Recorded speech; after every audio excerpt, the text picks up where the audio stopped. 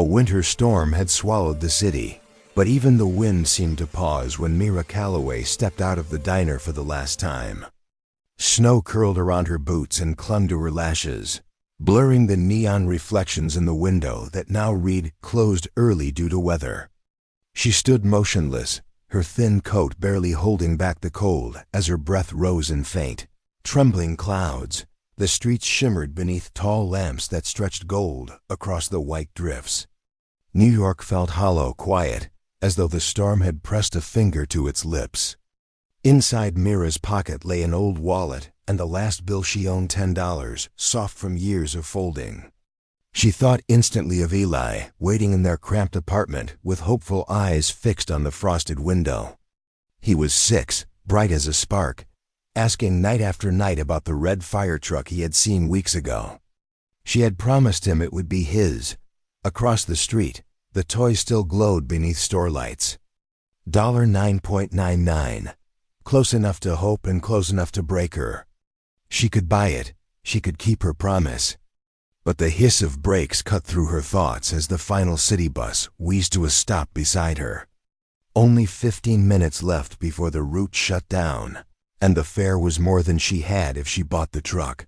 The cold gnawed at her legs, her hands, her empty stomach. Yet when she pictured Eli's smile, she turned away from the store window and stepped into the storm. She would walk. She would give him magic, even if it cost her warmth.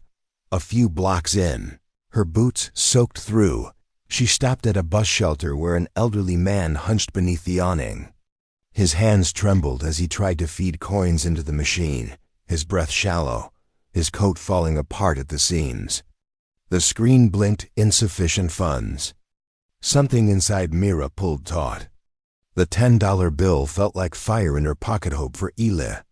Survival for her, and yet she knelt beside the stranger, slid the bill into his hand and whispered, "You need it more." His eyes, fogged behind cracked glasses, widened. "You're giving me your last?" She only smiled, faint but true. "I still have love." That's enough. With nothing left but her resolve, she pressed on toward home as the storm thickened. The city blurred into white and shadow until headlights cut across her path and a sleek limousine pulled to a stop. A tall man stepped out, his coat snapping in the wind, his features sharp with worry. Adrian Holley had been searching the streets for nearly an hour. His father, Henry, prone to wandering, had disappeared into the storm earlier that evening. When Adrian found him trembling at the bus stop, he wrapped him in his own coat. But Henry's gaze drifted to the lone figure walking away. "She helped me," he murmured. "She gave what little she had." Adrian followed his father's line of sight and saw a woman pushing through the snow, exhausted and soaked. Something urged him forward. He caught up slowly, careful not to startle her. "Excuse me," he called softly. She turned. Wary and wind-burnt, golden hair plastered to her cheeks. "I believe this belongs to you," he said, holding out the scarf she had wrapped around his father. Her expression told him she knew the truth. "I gave it. It isn't mine anymore." He introduced himself, thanked her, explained who the old man was. She listened quietly, then nodded, turning back toward the storm. She refused his offer of a ride home, but the moment lingered her quiet strength. The way she walked, despite the cold gnawing at her bones. Adrian watched until she vanished into the dark. When Myra finally reached her apartment, she mustered the brightest smile she could before unlocking the door. Ayla ran into her arms, warmth and hope in a small boy's body. He asked about Santa, about the magic he still believed in. She held him tight and told him gently that Santa might be running a little late. And yet Eli's faith didn't waver. "We have each other," he said. And that, somehow, anchored her through the night. Later, when he fell asleep clutching his old broken fire truck, Mira lay beside him, wondering if the man at the bus stop had made it somewhere warm.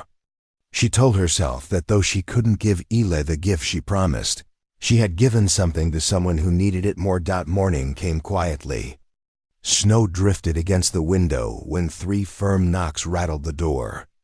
Mira opened it to find Adrian and Henry standing in the hallway, bundled against the cold. Henry's eyes brightened when he saw her. "I needed to thank you properly," he said. Eli peeked from the corner, recognizing Henry instantly. He bounded forward, recalling the story the old man had told him outside the diner the night before. Mira listened, astonished as their connection unfolded. When Adrian stepped inside, he scanned the humble apartment and spoke with careful sincerity. He told Mira about Winter Haven, the foundation he and his father supported, an organization helping single mothers and families in need.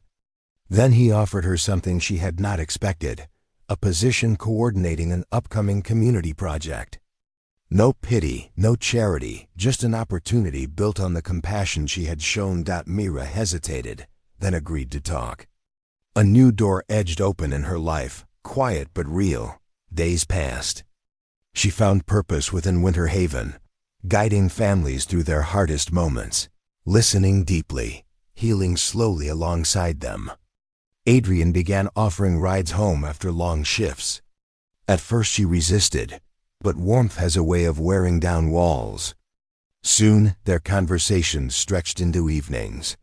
He listened, truly listened to Eli's endless questions about dinosaurs and fire trucks, to Myra's soft laughter, to the stories she had kept buried for years. One night, he arrived with a box of homemade cinnamon waffles. Another evening, a parcel appeared on Mira's couch inside. A handcrafted wooden fire truck with Eli's brave truck etched along its side. When she looked up at Adrian, speechless, he simply said, "Because you both deserve something that lasts." That winter settled gently around her, and as the days deepened, something else unfolded too: trust, recognition, and the slow mending of long-torn places. The winter months drifted onward, each day weaving Mira Calloway, Eli, Adrian Halley, and Henry Halley closer together in subtle, unexpected ways. The storm that had once bound them in chance now seemed almost symbolic, an unraveling of old fears and the quiet stitching of new beginnings. At Winter Haven, Myra's presence quickly became a steady center. Families arrived burdened with despair, and she met each of them with calm listening, patient guidance, and an understanding that could only come from someone who had survived her own storms. Adrian often watched her from a respectful distance, struck by how effortlessly she steadied others while carrying her own weight with almost invisible grace. One evening, as the sun slipped behind the skyline and left the community center cast in soft amber, Mira sorted through donation records. The hours had stretched long, and her shoulders slumped with exhaustion. Adrian appeared in the doorway, holding a cup of hot tea. "You should go home," he said. She shook her head, still working. "If I don't finish tonight, it'll only pile up. And some of these families need calls early tomorrow." He stepped into the room, observing her with quiet concern. "You don't always have to push yourself to the edge." She smiled faintly. "You say that like I've ever had another choice." He wanted to argue, but not with words she wasn't ready to hear. So he stayed, helping her finish the stack until the building grew silent. When they stepped outside together, the cold air bit at their cheeks, and their breaths curled upward through the streetlights like pale smoke. For a moment, neither moved. The world felt suspended again, just as it had the night he first saw her walking through the snow. The days continued in that rhythm: soft glances, lingering conversations, the kind of trust that blooms slowly but unmistakably. Yet beneath the warmth, Mira carried a quiet uncertainty. The life she had built was fragile. She knew all too well how quickly stability could crack. One afternoon, Eli burst into her office waving a school flyer. "We're having a winter talent show. I'm doing a magic act." She laughed, delighted by his excitement. "A magic act? Since when do you know magic?" "I'm learning," he insisted. "Mr. Henry is teaching me." Mira blinked. "Henry? Henry Halley?" Eli nodded vigorously. "He knows old tricks. He said if I practice, I can surprise everyone." The image of Henry patiently teaching her son sleight-of-hand tricks tugged at her heart. Later that week, when she picked Eli up from the Holly residence, she found Adrian and Henry seated at the kitchen table while Eli performed a clumsy card trick. Henry clapped with exaggerated enthusiasm, and Adrian's laugh warm, unrestrained filled the room. It was one of the first moments Mira allowed herself to soften fully. Seeing Eli embraced so naturally made her feel something she had nearly forgotten: the sense of belonging. A whisper of doubt still lingered, but each day offered another thread of reassurance. One snowy Saturday morning, Adrian invited them to join a small community event Winter Haven was hosting. Children ran through the decorated hall, their boots squeaking on the floor, while volunteers handed out warm pastries. Mira circulated among them with ease, but Adrian found himself watching her again, quietly marveling at how she lit a room without trying. As the crowd thinned, he approached her with a nervousness he rarely displayed. "There's something I wanted to ask." She looked up, sensing the weight in his tone. "I thought maybe," he began, "after the event we could go somewhere. All three of us. Dinner, maybe. Nothing formal. Just time together." Her breath caught. She felt the invitation not as pressure, but as possibility. "Yes," she said softly, "we'd like that." For dinner, they walked to a small family-run cafe where candlelight flickered in glass jars and warm scents hung in the air. Eli chatted animatedly with Henry about magic tricks, while Mira and Adrian spoke in low, gentle tones. It was simple, easy, the kind of evening she hadn't experienced in years. When they left the cafe, a thin flurry had begun to fall, powdering the pavement with silver. Eli ran ahead, spinning with his arms outstretched, catching snowflakes on his tongue. Mira watched him, her heart full, unaware that Adrian was watching her with equal tenderness. That night marked a shift, a quiet, undeniable turning. But every shift invites challenge. The following week, Mira learned that her landlord would be increasing the rent drastically. She stared at the notice, feeling her pulse thrum. Stability once again threatened to slip from her fingers. After Eli fell asleep, she sat alone in the dim kitchen, holding the paper in shaking hands. The next morning, Adrian noticed the strain in her expression. She tried to dismiss it, but he read her too easily. "Talk to me," he said. Reluctantly, she shared the situation. He listened, jaw tight with controlled frustration, not at her, but at the unfairness she constantly faced. He wanted to fix it instantly, but he understood her pride. So he offered a different approach. "There's a housing program Winter Haven just launched," he said. "It's designed exactly for situations like this.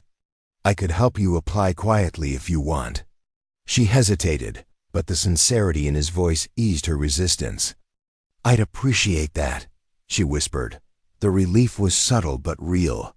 For once, the ground beneath her felt steady. As winter deepened, their lives intertwined even more.